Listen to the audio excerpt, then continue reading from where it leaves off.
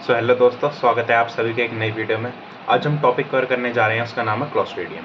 तो please video को like से सब्सक्राइब जरूर करें और चैनल को सब्सक्राइब करके बेल आइकन जरूर दबाएं।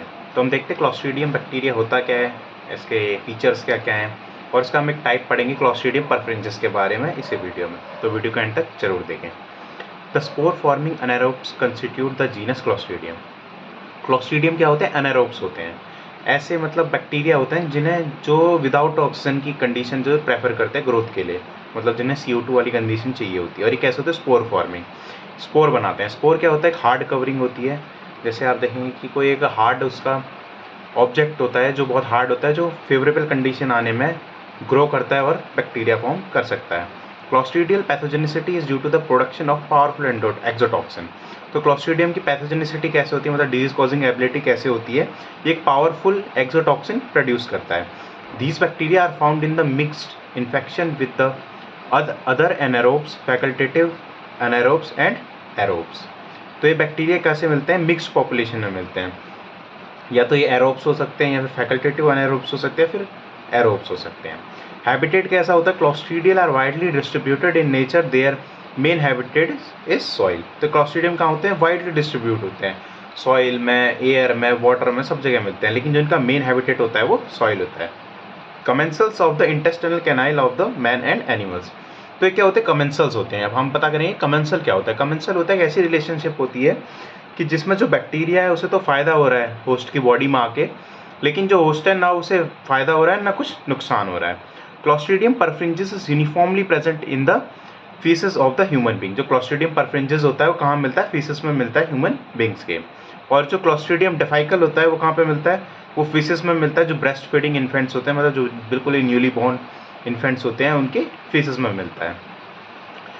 नेक्स्ट जो Clostridium tetani has been isolated from 10 to 40% of the faecal specimen of domestic animals. तो कहाँ से मिलता है? जनरली जो क्लॉस्ट्रीडियम टेटानिया होता है ये 10 to 40% कहाँ से मिलता है? जो डोमेस्टिक एनिमल होता है उनकी फीसिस से मिलता है। हम देखते हैं इसका नॉमेनक्लेचर और क्लासिफिकेशन कैसा है। The spore in the genus are wider than the body of the bacterium that given its solar appearance which resembles a spindle and hence name clostridium. तो इसमें क्या होता है? इसमें जो जीनस होता है क्लॉस्ट्रीडियम, इसमें सब में क्या होता है? स्पोर प्रेजेंट होता है। तो अगर बीच में स्पोर प्रेजेंट होगा तो क्या होगा? जो हमारा साइज है वो कैसा दिखेगा? ये मान लो कि यहाँ पे स्पोर प्रेजेंट है, तो साइज कैसा दिखेगा? हमें ऐसा से साइज दिखाई देगा, बीच से मोटा और साइड से पतला। तो इस साइज को क्या कहते हैं? हम स्पिंडल कहते हैं। जो शेप होती है कौन सी होती है? Spindle shape. तो कैसे दिखता है? हमें स्पिंडल शेप दिखाई देता है। इसका नाम क्या रखा गया है? क्लॉस्ट्रीडियम रखा गया है। The Clostridium can be classified on the basis of 3 simple criteria. 3 simple criteria के हिसाब से हमने इसे क्लासीफाई किया है। पहला है location and shape of the spores, second pathogenicity to the human beings, और थर्ड क्या है? Biochemical reactions. फिर हम देखते हैं location and shape of the spore. Location कहाँ पे और शेप कहाँ पे स्पोर का? अगर सेंट्रल या फिर इक्वेटोरियल हुआ, मतलब जो बिल्कुल सेंटर का पार्ट है पूरे बैक्टीरिया के सेंटर में होगा, तो वो कौन सी स्पीसीज होगी? क्लॉस्ट्रीडियम बाइफरमेंटेंस होगी। अगर सब टर्मिनल होगा, मतलब जो हमारी टर्मिनल वाली कंडीशन होती है उससे थोड़ा सा आगे होगा, वो क्या होगा? क्लॉस्ट्रीडियम परफिंजिस होगा। ओवल होगा और टर्मिनल होगा, ओवल शेप होगी और टर्मिनल होगा तो क्लॉस्ट्रीडियम ट्रिटियम होगा। और अगर स्फेरिकल होगा और टर्मिनल होगा तो क्लॉस्ट्रीडियम टेटानी होगा। स्फेरिकल मतलब बिल्कुल गोल शेप होगी और टर्मिनल में मिलेगा तो क्लॉस्ट्रीडियम टेटानी होगा। हम देखते हैं पैथोजेनिसिटी क्या होती है ह्यूमन बींग्स में। अगर टेटनस है, टेटनस ग्रुप है, तो स्पीशीज कौन सी होगी? क्लॉस्ट्रीडियम टेटानी होगी। एक्यूट कोलाइटिस कॉज कर रहा है तो क्लॉस्ट्रीडियम डिफाइकल कॉज करेगा। अगर फूड पॉइजनिंग कर रहा है, फूड पॉइजनिंग में भी अगर गैस्ट्रोएंटराइटिस कर रहा है तो क्लॉस्ट्रीडियम परफिंजिस टाइप ए कॉज करता है। अगर बॉटुलिज्म कॉज करेगा तो क्लॉस्ट्रीडियम बॉटुलिनम कॉज करेगा। और अगर गैस गैंग्रे फॉर्म कर रहा है, गैस गैंग्रे जो करता है वो हमारा क्लॉस्ट्रीडियम परफिंजिस, क्लॉस्ट्रीडियम सेप्टिकम, क्लॉस्ट्रीडियम नोवाई, क्लॉस्ट्रीडियम हिस्टोलिटिकम और क्लॉस्ट्रीडियम फैलेक्स, ये सब क्या कॉज करते हैं? गैस गैंग्रे कॉज करते हैं। नेक्स्ट है classification of Clostridia based on the biochemical test. Biochemical test के हिसाब से हम क्लॉस्ट्रीडियम को कैसे क्लासीफाई करते हैं? या तो वो प्रोटियोलाइटिक होगा या फिर सैक्रोलाइटिक होगा। प्रोटियोलाइटिक मतलब जो प्रोटीन को तोड़ के स्मॉल स्मॉल अमाइनो एसिड्स में कन्वर्ट करेगा, या सैक्रोलाइटिक होगा जो बिग कॉम्प्लेक्स शुगर मॉलिक्यूल्स होते हैं स्मॉलर शुगर मॉलिक्यूल्स में कन्वर्ट करेगा। अगर प्रीडोमिनेंटली प्रोटियोलाइटिक होगा, जो मतलब सिर्फ जो ज़्यादा से ज़्यादा अमाउंट में प्रोटियोलाइटिक ही करेगा, वो क्लॉस्ट्रीडियम बॉटुलिनम, उसका जो स्पीशीज़ होगी वो A, B और F कॉज करेगा। मतलब ये जो ए, बी और एफ सब टाइप होता है वो प्रोटियोलाइटिक होते हैं, और क्लॉस्ट्रीडियम बाइफर्मेंटेंस भी प्रोटियोलाइटिक होता है। और जो सिर्फ सैक्रोलाइटिक होते हैं, मतलब जो ज़्यादातर अमाउंट में शुगर्स को तोड़ते हैं, वो क्लॉस्ट्रीडियम परफ्रिंजेस होता है और क्लॉस्ट्रीडियम डिफाइकल होता है। नेक्स्ट है स्लाइटली प्रोटियोलाइटिक बट नॉट सैक्रोलाइटिक। जो थोड़े प्रोटियोलाइटिक होते हैं लेकिन सैक्रोलाइटिक नहीं होते, तो क्लॉस्ट्रीडियम टेटानिया होता है। सैक्रोलाइटिक बट नॉट प्रोटियोलाइटिक, सैक्रोलाइटिक तो होता है लेकिन प्रोटियोलाइटिक नहीं होता है, वो क्लॉस्ट्रीडियम बोटुलिनम होता है। और उसमें कौन कौन से सब टाइप्स के, सी, डी और ई। जो तो ना तो प्रोटियोलाइटिक होता है ना ही सैक्रोलाइटिक होता है, वो कौन सा होता है, क्लॉस्ट्रीडियम कॉचिलेरम। ठीक है, तो ये हो गई हमारी क्लासिफिकेशन। अब हम देखते हैं क्लॉस्ट्रीडियम परफ्रिंजेस के बारे में। इसके बारे में हम देखेंगे इसकी मॉर्फोलॉजी, इसकी पैथोजेनिसिटी, इसकी लैब डायग्नोसिस बारे में कि कैसे क्या कॉज करता है। Clostridium perfringens the most important and common aetiological agent of gas gangrene. जो क्लॉस्ट्रीडियम परफ्रिंजेस होता है वो गैस गैंग्रे फॉर्म करता है। गैस गैंग्रे देखा होगा, आपकी स्किन फूलती है, गैस जैसा बनाती है और पूरा कैसे ब्लैक ब्लैक कॉज कर देता है स्किन में, तो होता है gas gangrene. Clostridium perfringens also produce food poisoning and necrotising enteritis in man. तो क्या करता है, या तो फूड पॉइजनिंग भी कर सकता है या फिर जो टिश्यू को क्या होता है मारने का काम करता है। जो हमारी इंटेस्टाइन होती हैं, एंट्राइटिस होता है, उसमें क्या करता है, उसे खत्म करने का काम जो करता है वो क्लॉस्ट्रीडियम परफ्रिंजेस करता है। मॉर्फोलॉजी देखते हैं हम कि ये दिखता कैसे है। अगर हम ग्राम नेचर देखते हैं तो क्या होते हैं, ग्राम पॉजिटिव बैक्टीरिया होते हैं। एएफबी नेचर जो होता है वो नॉन एसिड पार्ट बेसिलाई होते हैं। शेप क्या होती है, बेसिलाई, मतलब रॉड शेप होती है। अरेंजमेंट कैसी होती है, सिंगल भी मिल सकता है, चेन में भी मिल सकता है। कैप्सूल प्रेजेंट होता है। फ्लैजेला जो एब्सेंट होता है, मूव नहीं कर पाएंगे। स्पोर क्या होते हैं, स्पोर तो आपने देखा है क्लॉस्ट्रीडियम में सभी में प्रेजेंट होते हैं। नेक्स्ट देखते हैं कल्चर कैरेक्टरिस्टिक्स क्या होती हैं। एरोबिक होते हैं, और सॉरी अनएरोबिक होते हैं, मतलब विदाउट CO2 की कंडीशन में ये ग्रो करना पसंद करते हैं। फास्टिडियोज होते हैं, स्पेशल रिक्वायरमेंट होती है ग्रोथ के लिए, अगर हम उसे कल्चर प्लेट में ग्रोथ कराते हैं तो। ऑप्टिमम टेम्परेचर जो होता है 37 डिग्री सेल्सियस होता है। कल्चर क्या क्या हो सकता है, अगर हम ब्लड अगार लगा रहे हैं 37 डिग्री सेल्सियस पे 24 आवर के लिए उसे इंक्यूबेट करते हैं, तो कॉलोनीज क्या दिखती है, टारगेट हिमोलिसिस दिखता है।